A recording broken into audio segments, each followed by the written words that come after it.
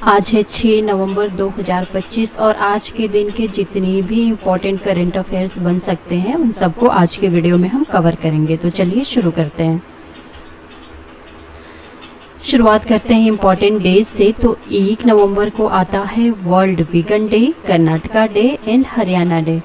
वहीं 3 नवंबर को आता है वर्ल्ड जेलीफिश डे। ये डे इम्पोर्टेंट है, इसको याद रखना है कि 3 नवंबर को वर्ल्ड जेलीफिश डे मनाया जाता है।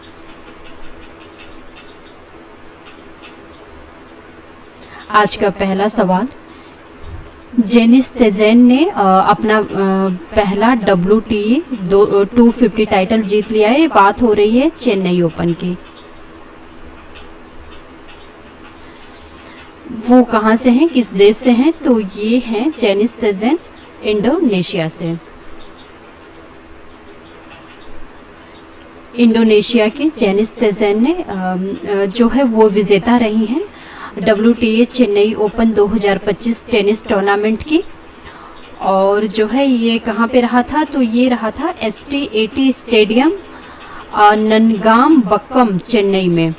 और इन्होंने हराया किसको था? तो इन्होंने हराया था ऑस्ट्रेलिया की किम्बरली बिरेल को। कभी कभी ये पूछ लिया जाता था कि किसको हराया था, तो वो है किम्बरली बिरेल।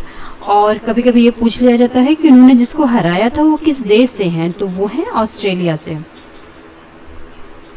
अगला सवाल, न्यूजीलैंड के किस बल्लेबाज ने T20 क्रिकेट से रिटायरमेंट की घोषणा कर दी है? तो ये है केन विलियमसन। ये न्यूजीलैंड से हैं। न्यूजीलैंड के केन विलियमसन ने अनाउंस कर दिया है कि वो रिटायर हो रहे हैं T20 क्रिकेट से विथ इमीडिएट इफेक्ट। अच्छा, ये टेस्ट और ODI खेलते रहेंगे। T20 से इन्होंने रिटायरमेंट ले लिया है। अगला सवाल, स्टेट बैंक ऑफ इंडिया ने ज्वाइन कर लिया है इंडिया इंटरनेशनल बुलियन एक्सचेंज को as a special category client. Managing director कौन है SBI के? तो ये हैं विनय M टॉमसे। ये रवि रंजन कौन है? तो ये हैं डेप्यूटी MD ऑफ SBI। और ये BVR सुब्रमण्यम कौन है? तो ये हैं नीति आयोग के CEO। और पूनम गुप्ता कौन है? तो ये हैं डिप्टी गवर्नर ऑफ RBI यानी रिजर्व बैंक ऑफ इंडिया की।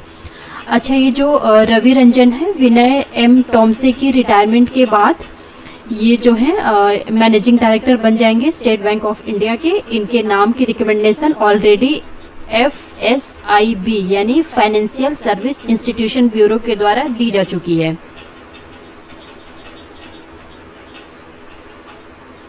SBI ने अनाउंस कर दिया है एग्जीक्यूटिंग अपना जो है inaugural gold trade as a special category client India International Bullion Exchange Limited में।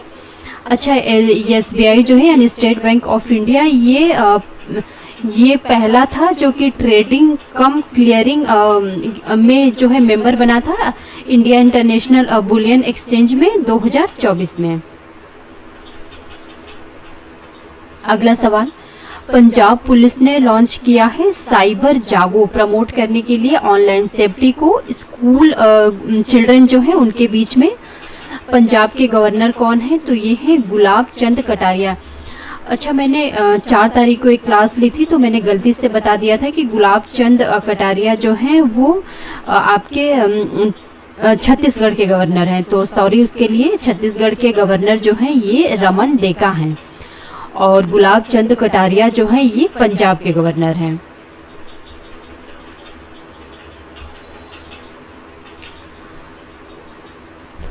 स्कूल गोइंग जो चिल्ड्रेन हैं उनको सेफ गार्ड करने के लिए और ऑनलाइन थ्रेट से बचाने के लिए और डिजिटल वेलबींग को मजबूत करने के लिए पंजाब पुलिस ने पंजाब पुलिस की भी एक डिवीज़न है साइबर क्राइम डिवीज़न, उसने लॉन्च किया है ये flagship state wide programme cyber Jago spread करने के लिए अवेयरनेस इंटरनेट सेफ्टी को लेकर के और ऑनलाइन जो है उसका जो यूसेज है किस तरह से उसको यूज़ करना चाहिए इसको लेकर के गवर्नमेंट स्कूल के जो स्टूडेंट हैं उनके बीच में पूरे पंजाब में बेसिकली ऑनलाइन अवेयरनेस को ये प्रमोट कर रहे हैं साइबर क्राइम से बचाने के लिए।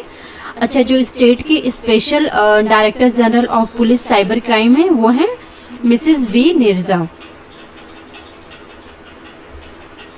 अगला सवाल, 17 लाख से ज़्यादा जो मौतें रही थी भारत में वो जो है एयर पोल्यूशन की वजह से हुई थी 2022 में। इस रिपोर्ट को किसने रिलीज़ किया है? तो ये रिपोर्ट जो है रिलीज़ की गई है लैंसेट के द्वारा। अच्छा, अभी तो 2025 चल रहा है, डाटा उन्होंने 2022 का जारी किया है। अब तो ये आंकड़ा कई गुना ज़्यादा बढ़ चुका है, क्योंकि दिन प्रतिदिन जो है क्लाइमेट की दशा बद से बदतर होती जा रही है, स्पेशली हमारे भारत में और ये जो साउथ एशियन कंट्रीज़ हैं उनमें। ये जो डेथ है मोर देन 17.18 लाख इंडियन की 2022 में, वो एयर पोल्यूशन की वजह से थी।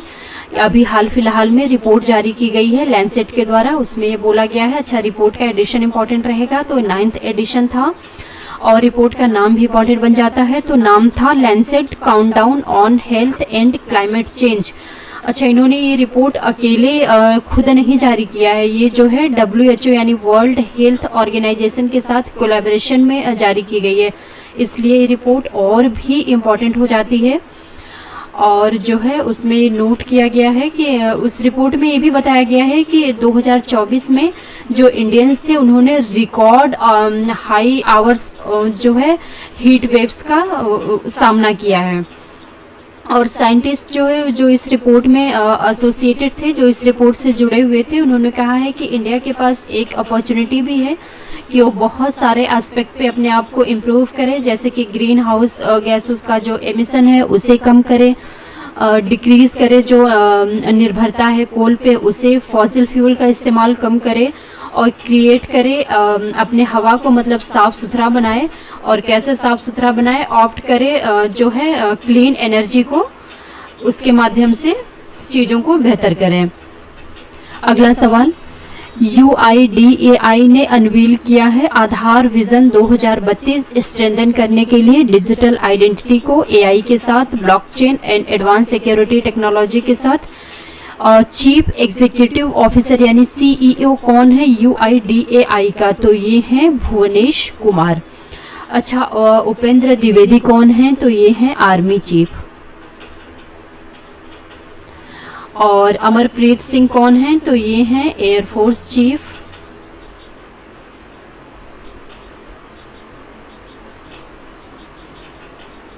और ज्ञानेंद्र प्रताप सिंह कौन है? तो ये हैं डायरेक्टर जनरल ऑफ CRPF। ये जो UIDAI यानी unique identification authority of India ने अनवील किया है आधार विजन 2032। अच्छा, ये नाम भी इंपॉर्टेंट बनेगा, आधार विजन 2032। फ्रेमवर्क को स्ट्रेंथन करने के लिए future proof digital identity through AI, blockchain, quantum computing and advance encryption. अगला सवाल, ओमैक्स का ब्रांड एम्बेसडर किसे बनाया गया है? तो ये है Harmanpreet Kaur, Indian women cricket team की कैप्टन हैं, इन्हें बनाया गया है ओमैक्स का ब्रांड एम्बेसडर। ओमैक्स लिमिटेड ने अनाउंस किया है appointment of Harmanpreet Kaur, captain of Indian women cricket team, as a brand ambassador. अगला सवाल, इंडियन आर्मी की जो सदर्न कमांड है उसने कंडक्ट किया है drone and counter drone exercise वायु समन्वय रेगिस्तानी क्षेत्रों में। आर्मी चीफ कौन है? तो आर्मी चीफ हैं उपेंद्र द्विवेदी। दिनेश के त्रिपाठी कौन हैं? तो ये हैं नेवी चीफ। अमरप्रीत सिंह जो हैं ये हैं एयरफोर्स चीफ। और ज्ञानेंद्र प्रताप सिंह जो हैं ये डायरेक्टर जनरल हैं CRPF के, यानी central reserve police force. Indian army ने सफलतापूर्वक कंडक्ट कर लिया है ये जो large scale drone and counter drone exercise वायु समन्वय सेकेंड फॉरवर्ड एरिया में रेगिस्तानी क्षेत्रों के। अच्छा, सदर्न कमांड का हेडक्वार्टर कहाँ पे है? तो ये है पुणे में, ये भी इंपॉर्टेंट बनेगा। एक्सरसाइज जो है उसे डिजाइन किया गया है इस तरह से कि आर्मी के प्रिपेयर्डनेस को देखा जा सके। नेक्स्ट जनरेशन वॉरफेयर को लेकर के इसमें इंटीग्रेट किया गया था। बहुत सारे एरियल एंड ग्राउंड एसेट को फ्यूजन किया गया था। Multi domain command control centres को उन्हें एक रियलिस्टिक अप्रोच में देखने के लिए, यानी कि सारी जो है प्रिपेयर्डनेस को लेकर के इसमें पूरा देखा गया था। अगला सवाल, IPPB यानी इंडिया पोस्ट पेमेंट बैंक जो है ये प्रोवाइड करेगा door step digital life certificate service किसे जो EPFO के पेंशनर्स हैं उन्हें। हेडक्वार्टर कहाँ पे है इंडिया पोस्ट पेमेंट बैंक का? तो इसका हेडक्वार्टर है न्यू दिल्ली में। इंडिया पोस्ट पेमेंट बैंक अब ऑफर करेगा door step digital life certificate service EPFO pensioners को। यह कोलैबोरेशन जो है ये जो है लेवरेज यानी छूट देगा इंडिया पोस्ट के जो एक्सटेंसिव नेटवर्क हैं post offices and postal services provider का, और पेंशनर जो हैं अब सबमिट कर सकेंगे अपना डिजिटल लाइफ सर्टिफिकेट आराम से फेस और फिंगरप्रिंट ऑथेंटिकेशन का इस्तेमाल करके। ये सर्विस जो रहेगी वो पेंशनर्स के लिए फ्री रहेगी और इसकी जो भी कॉस्ट आएगी उसे EPFO बियर करेगा। अगला सवाल, इंडिया के द्वारा funded multi ethnic trilingual school जो है इनॉग्रेट किया गया है श्रीलंका के पोलोनारुआ में। प्राइम मिनिस्टर कौन है श्रीलंका की? तो ये है हरिनी अमारासूर्या। एक मल्टी एथनिक ट्राइलिंगुअल स्कूल जो है ये बनाया गया है इंडिया के मदद से। इसका अब इनॉग्रेशन हो चुका है और इसे हैंड ओवर कर दिया गया है to the government of Sri Lanka. और ये कहाँ पे है? तो श्रीलंका के पोलोनारुआ में है। और इंडिया के हाई कमिश्नर कौन है श्रीलंका में? तो वे हैं संतोष झा। अगला सवाल, टाटा कैपिटल ने सिक्योर किया है $15.85 मिलियन ग्रीन क्लाइमेट फंड के तौर पे सपोर्ट करने के लिए जो क्लाइमेट स्टार्टअप हैं उन्हें। CEO कौन है टाटा कैपिटल का? तो टाटा कैपिटल के CEO हैं राजीव सबरवाल। टाटा कैपिटल के मैनेजिंग डायरेक्टर एंड CEO हैं राजीव सबरवाल। टाटा कैपिटल ने रिसीव किया है $15.85 million as a green climate fund के तौर पे, और इसके साथ एडिशनल $3 मिलियन ग्रांट के तौर पे फाइनेंस करने के लिए जो क्लाइमेट फोकस्ड स्टार्टअप हैं उन्हें। और इसके अलावा टाटा कैपिटल जो है 47.6 मिलियन अपना खुद का कंट्रीब्यूट करेगा एज अ फंड इसी सेम पर्पस के लिए। और ऐसा माना जा रहा है कि इस इनिशिएटिव से 1.1 मिलियन टन CO2 का उत्सर्जन CO2 एमिशन जो है उसका उत्सर्जन कम होगा और इससे फायदा मिलेगा लगभग 2.9 मिलियन लोगों को। Thank you.